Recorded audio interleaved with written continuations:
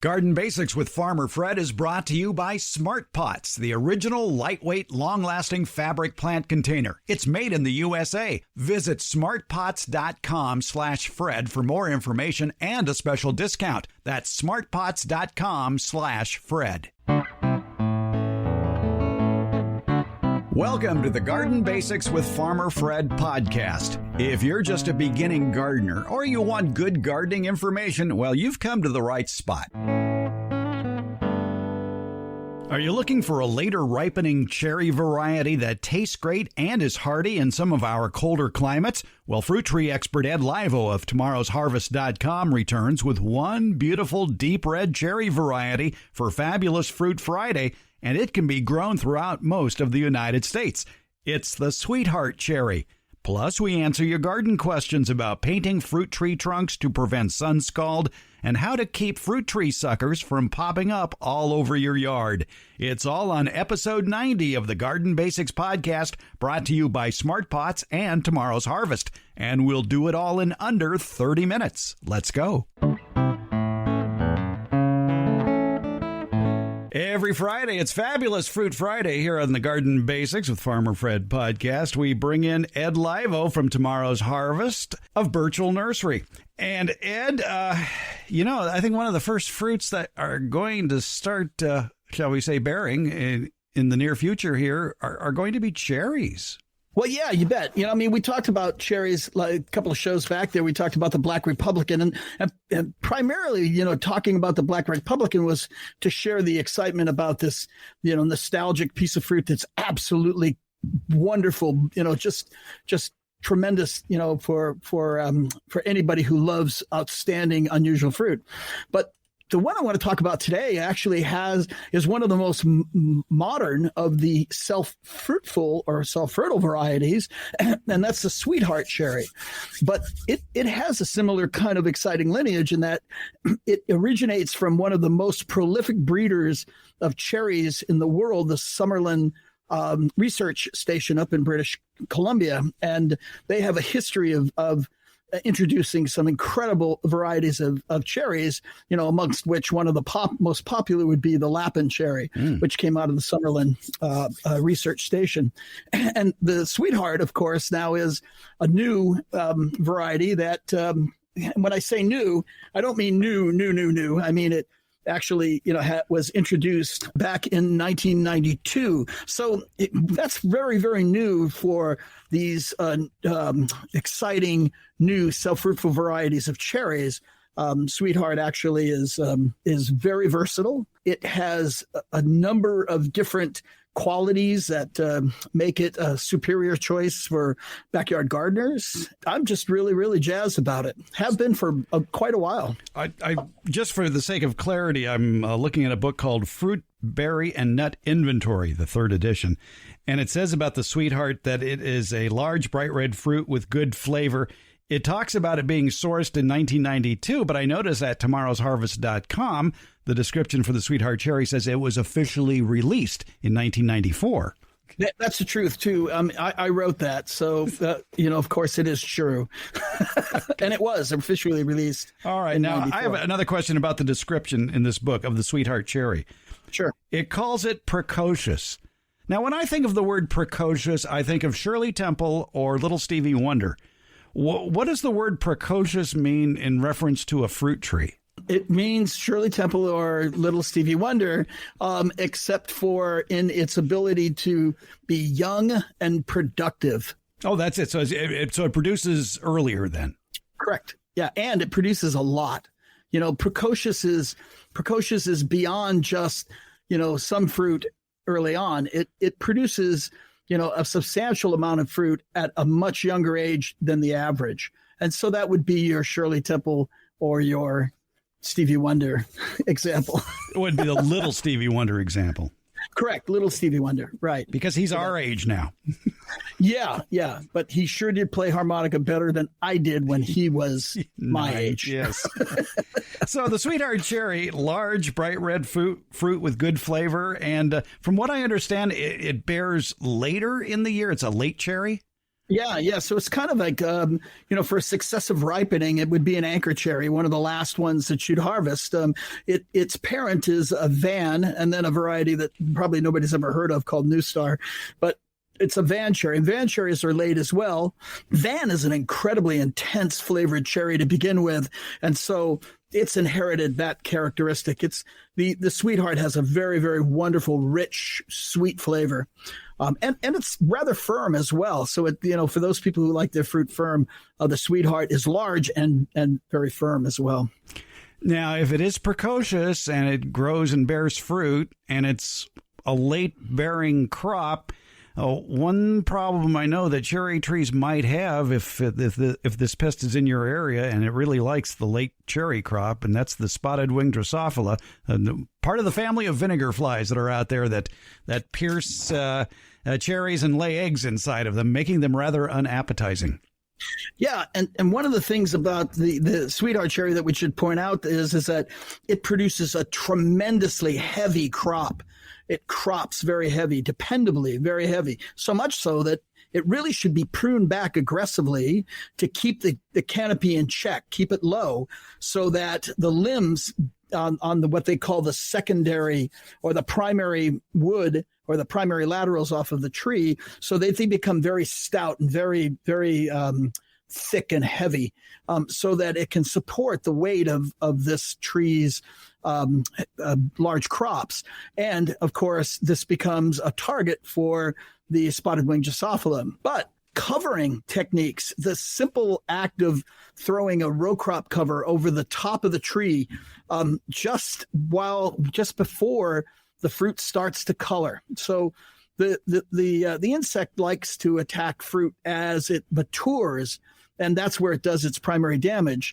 But if you can throw this cover, like a simple row crop cover, over a well-managed, low-kept cherry tree, you'll avoid that problem completely. How low could you keep the tree? Oh, you can keep the tree probably in the 5 to 6 foot range. Now, I kept a cherry tree, when I was with the Dave Wilson nursery, I kept a cherry tree at 48 inches for almost 10 years. And it bore every year. Oh, yeah. So did the Santa Rosa plum that I had, just adjacent to it. It makes it, if it makes it easier to net, well, that's one great strategy for thwarting the spotted winged Drosophila. I guess the time to throw that net over is as soon as you start seeing the fruit turn color, probably from yellow to pink or thereabouts. Correct. That's exactly when you put it on. You want to make sure that when you cover the tree, you actually tie the canopy or tie the cover to the bottom of the tree so that no insect can get in there and get trapped.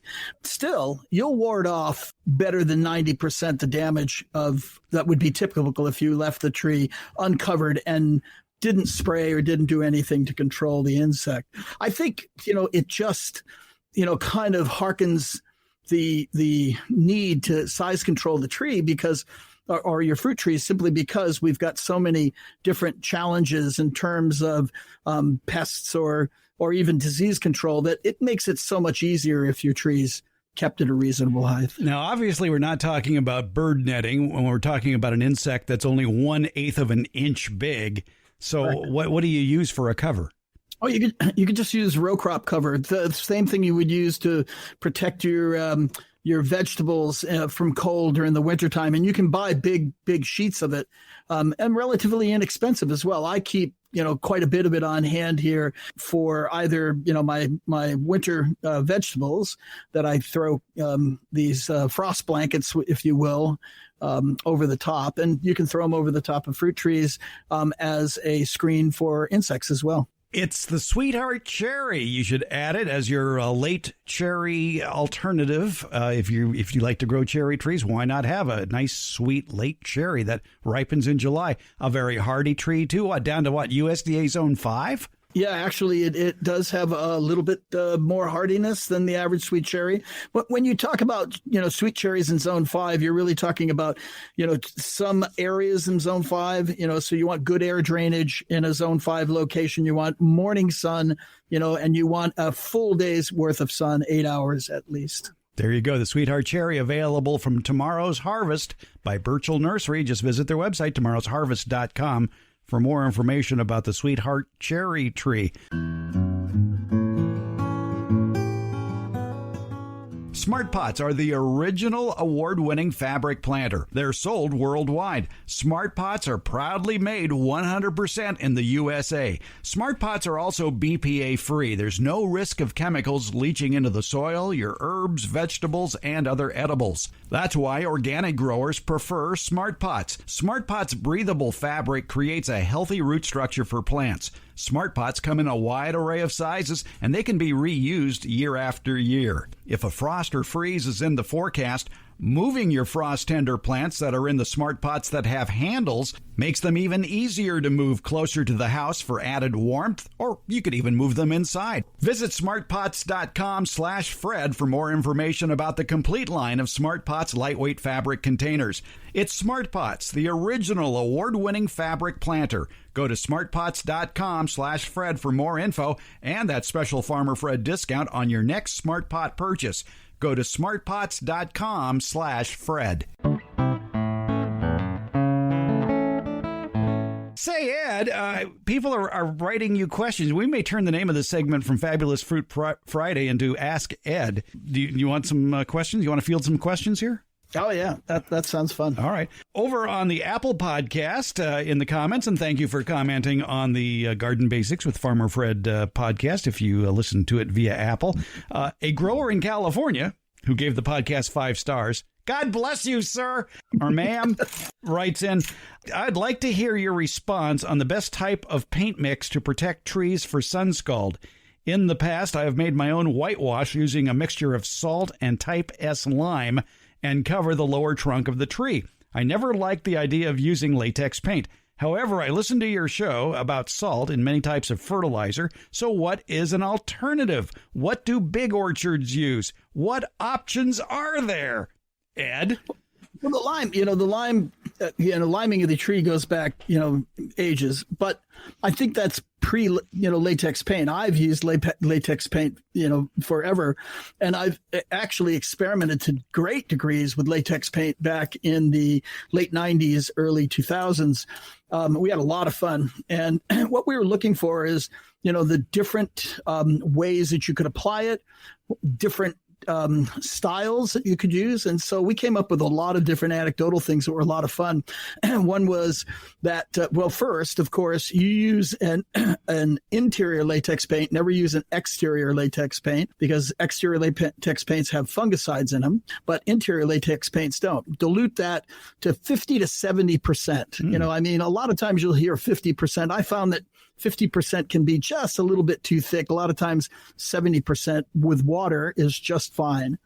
And what we found was a lot of fun was, you don't have to do it with white. You can do a peach tree in peach, a yellow if you want to. Yeah. You can do a cherry tree in a very, very light, colored red if you'd like to. And, you could, your lemon tree, you could do it in lemon yellow if you want, as long as it's a bright reflective color. And also, the latex acts as a barrier, so that the not only the reflective quality of the paint or the color of the paint works to ward off sunburn and doesn't destroy the cambium of the tree, but also it keeps the boar from coming in and puncturing through. They can't break through the latex. So that it acts as a double barrier. Using colors was a lot of fun. And also painting the canopy or the trunk up into the primary scaffolding limbs, the first parts of the canopy in the bottom of the tree. So we always want to go up into that first set of primary scaffolds. The other thing that we had fun with, if you want to be a little bit more on the organic side, was we worked with talc paints. And these came out of a company. You have to excuse me because I haven't worked with these companies in years, but these talc paints came out of a company in Arizona at the time. And they sent us all kinds of samples of different colors and types of talcs. And we found that they were, just as effective and just, I think that the talc, the surface that it created was almost something that would ward off, insects to begin with as well. They just don't like crawling across that talc. So to answer grower in California's question, what do the big orchards use? I see it in walnut orchards still. Walnut orchards, yeah, but I would suspect that's latex. Yeah, and it's probably 50 or 70% water and 30% interior white latex. When you get up to 70% dilution ratio, then you can put it in the sprayer and you can actually spray the latex on, which I thought was a lot easier to apply than doing it with a paintbrush. I find it soothing and zen-like to use a brush on a tree. That's all right as well. And keep in mind that it really is a thing that's done in the real hot climates and dry climates, mostly because that's where we see sunburn. Sunburn's is the big culprit here. We're trying to, ward off sunburn, because once you get sunburn, then next thing you get is borers, and the Pacific flathead borer or the crown borer will come in. And once your cambium's damaged, and usually, of course, that's going to occur on the south side of your tree, where whatever the south facing side of the tree is. And that hot afternoon sun in a real dry climate like we have here in California, there's no humidity to protect the tree. And so the odds of getting, especially on cherries, oh my gosh, the damage on cherries can be devastating, especially in the first 2 years. I hope that helps you out there, grower in California. Thanks for leaving that message.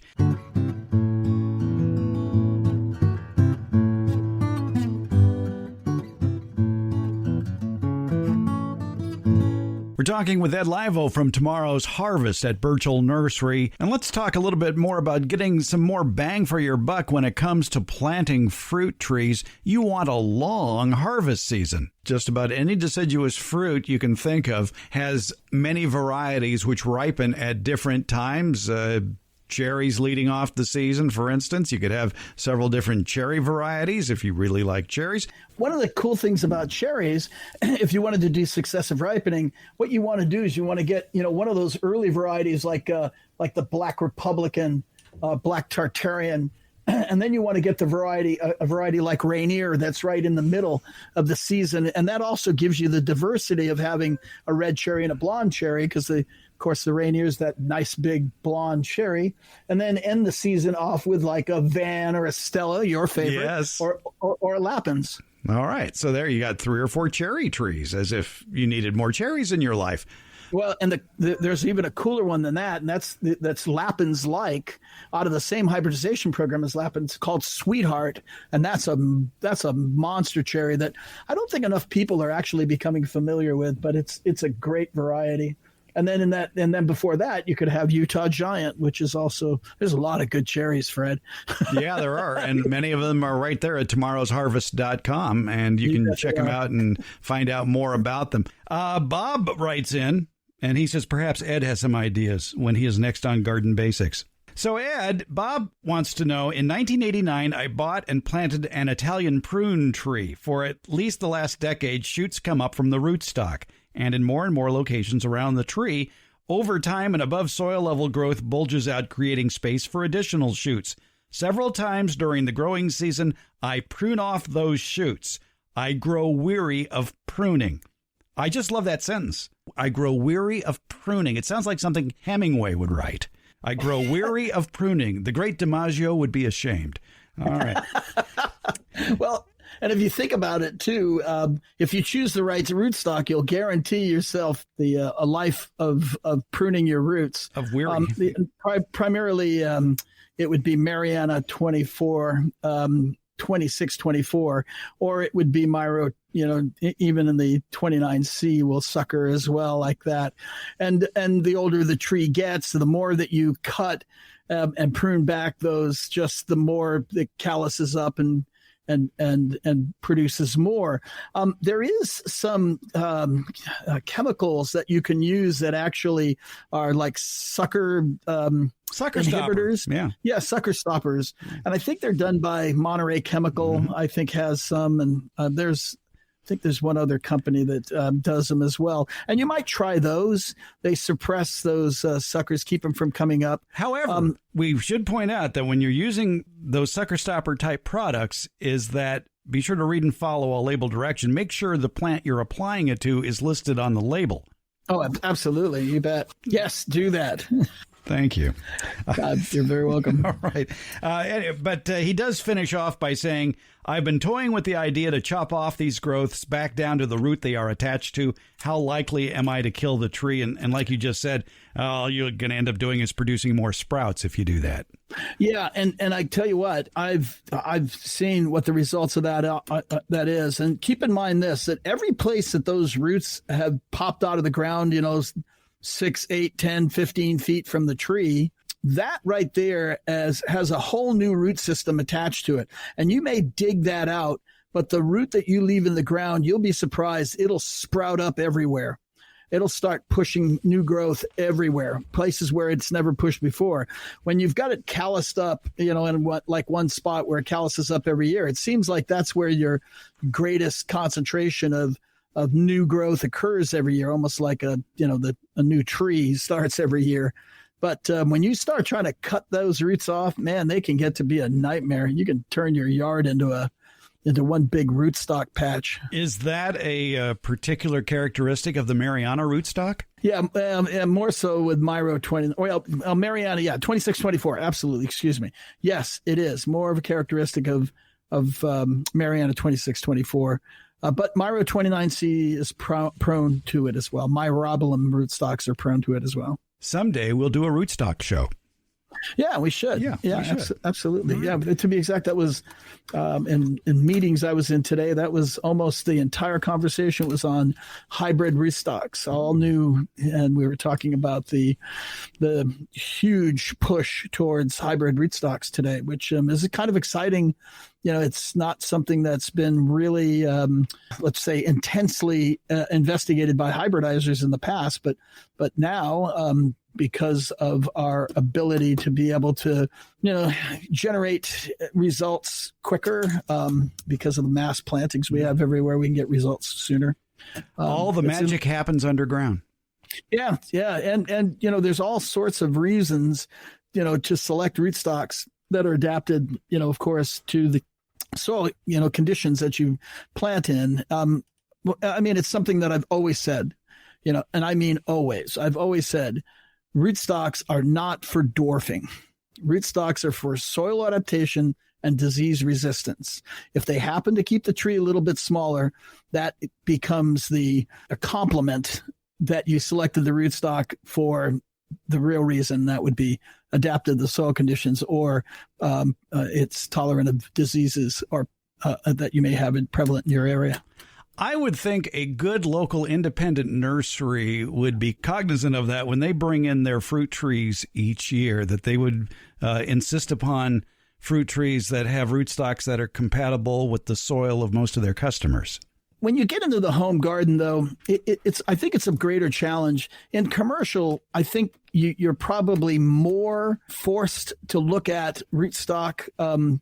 But when you're in a home garden, you do have some options. And one of them, probably one of the best ones, is drainage is always the key in a home garden situation. I can say that 90% of all home garden trees fail because of poor drainage. It could be higher. Of course, you're going to want to plant in a mound or an elevated planting. And that doesn't matter then what rootstock you're on, because if the rootstock, can withstand the heavy clay soil that you plant in, or the heavy compacted soil that you're forced to plant in some housing areas, then and it gets plenty of oxygen, in most cases, it's going to do fine. And pruning becomes more of a concern. You're only talking about one tree, in your backyard, or two or three, where commercial orchards, of course, they can be talking about tens of thousands. It'll be on Ed Livo's tombstone.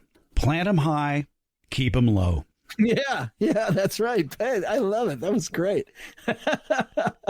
Yeah, plant them high always. I think I've advocated raised bed plantings for pretty consistently for the last 30 years. I just watched the walnut guys. The walnut guys up north in the Santa Rosa area all planted on mounds, and I couldn't figure out why they were planting so high. And so I asked a few of them, and they said, oh, it's because we don't know what the winter weather is going to bring here. And so, we want to make sure that there's always oxygen available above ground to supply oxygen to the root systems that are inundated with water throughout the wintertime. And so I took that back to the nursery, and basically, I don't care what rootstock it was on. I just recommended that in Sonoma County, our soil is heavy, compacted, and has shallow hard pans, and you're best to plant all your fruit trees 12 to 18 inches above the grade.